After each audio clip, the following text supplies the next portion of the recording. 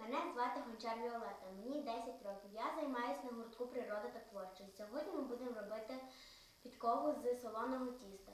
Для цього нам пригодиться стакан борошна, півстакана солі дрібної і трошечки водички. Беремо мисочку і це все висипаємо.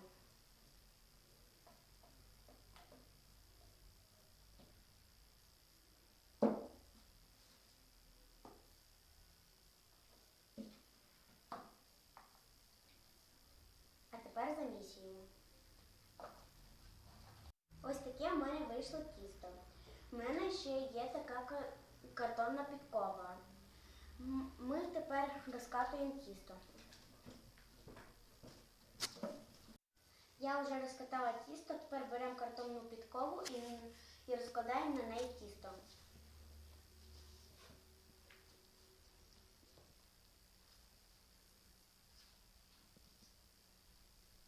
Ми розклали, а тепер приплющуємо трошечки.